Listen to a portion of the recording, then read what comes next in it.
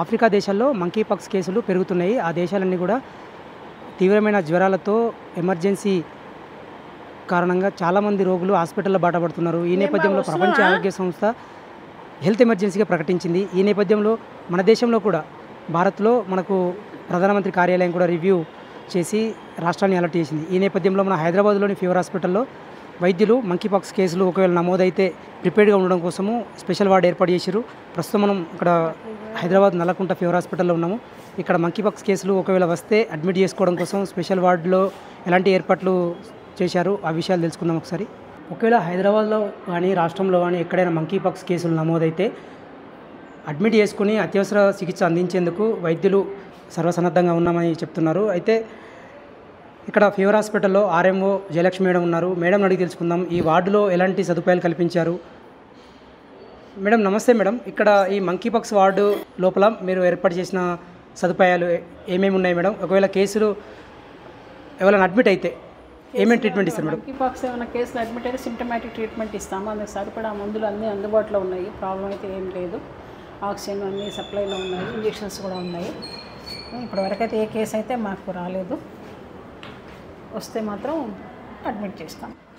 Okay madam. అంటే ఇప్పుడు మన దేశంలో కూడా ఇప్పటివరకు కేసులు నమోదు కాలేగా మేడం? అంటే మన దగ్గర ఈ ప్రిపేర్నెస్ కోసం మీకు ఎలాంటి గైడ్ లైన్స్ ఉన్నాయి? కేసులు లేవు, ఇప్పుడు ప్రస్తుతానికి రాలేదు.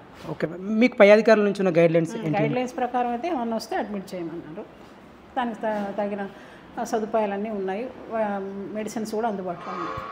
Okay madam. ఈ స్పెషల్ వార్డులో ఉన్న సౌకర్యాలు ఏంటి మేడం ప్రత్యేకంగా? ఆక్సిజన్ సెటప్ ఉంటుంది, ఇంజెక్షన్స్, మందులు అన్నీ అందుబాటులో ఉన్నాయి. మేడం జనరల్గా మంకీ పాక్స్ కేసులు వచ్చిన రోగులకు అందించాల్సిన ట్రీట్మెంట్ ఏముంటుంది? దానికి సంబంధించి మన దగ్గర ఏమేమి సిమ్టమాటిక్ ట్రీట్మెంటే ఉంటుందండి. ఇంకా వేరే ఏమి ఉండదు. సిమ్టమ్స్ ఫీవర్ ఉంటుంది, సోర్ థ్రోట్ ఉంటుంది, బాడీ పెయిన్స్ ఉంటాయి, లింఫ్ నోడ్ స్వెల్లింగ్ ఉంటుంది, ర్యాషెస్ వస్తాయి, చిన్న చిన్న ర్యాషెస్ వస్తాయి, బ్లిస్టర్స్ వస్తాయి, బ్లిస్టర్స్ ఫామ్ అవుతాయి. చాలా వరకు ఒక 2 to 3 weeks లోపల తగ్గిపోతుంది.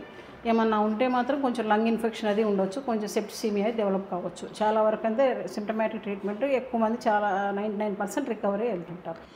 మేడం జనరల్గా ఇప్పుడు సీజనల్ ఫీవర్స్ అనేవి చాలా వరకు చాలామంది ఇబ్బంది పెడుతున్నాయి. అంటే ఈ సాధారణ సీజనల్ ఫీవర్కు తర్వాత ఈ మంకీ పాక్స్కు తేడాలు ఏముంటాయి మేడం? ప్రజలు ఎట్లా తెలుసుకోవాలి?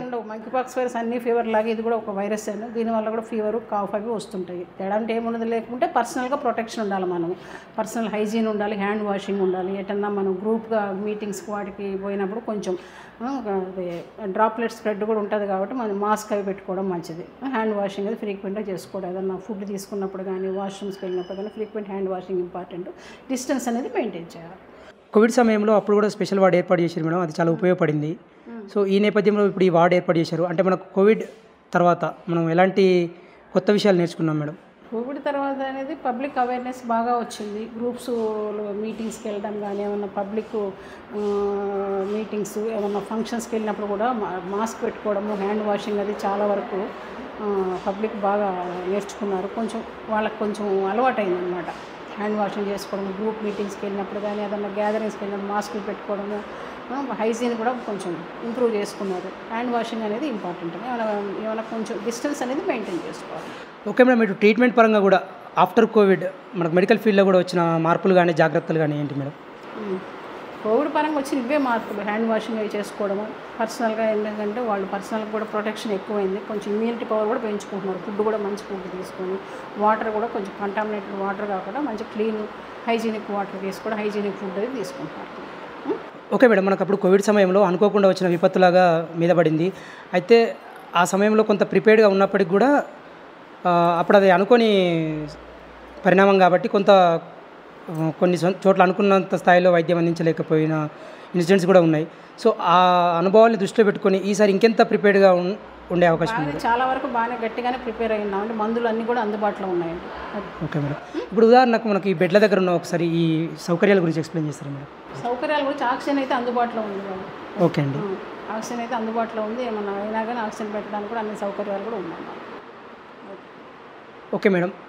ప్రజలు ఇంకా ఈ మంకీ పాక్స్కి సంబంధించి మీరు వాళ్ళకి చెప్పేది ఏంటంటే? మంకీ పాక్స్ సంబంధించి బయట నుంచి వచ్చిన వాళ్ళకి ఏమన్నా కాఫ్, ఫీవర్, కోల్డ్ ఉన్నప్పుడు వాళ్ళతో మనం దగ్గర పోయి మాట్లాడుకొని కొంచెం మాస్క్ అది పెట్టుకొని ఫ్రీక్వెంట్ హ్యాండ్ వాషింగ్ వాళ్ళని కొంచెం జాగ్రత్తగా ఉండమని చెప్పాలి. మనం కొంచెం మన పర్సనల్ కేర్ అనేది ఇంపార్టెంట్ అనమాట. Okay madam. అంటే ఈ ప్రెజెంట్ అయితే ఆఫ్రికా వరకే పరిమితమైంది. ఇంకా వేరే దేశాలంటే కొన్ని చోట్ల. మన దగ్గర అయితే ఏం రాలేదు. Okay madam. సరేనా? అంటే మన దగ్గరికి వచ్చిన సీజనల్ ఫీవర్స్ కోసం వచ్చిన వాళ్ళకి టెస్ట్ చేసే టెస్టుల్లో ఇదేం లక్షణాలు కనబడలేదు మేడం? లేదు, లక్షణాలు అయితే ఏం లేవు మనకి. Okay madam. Thank you madam.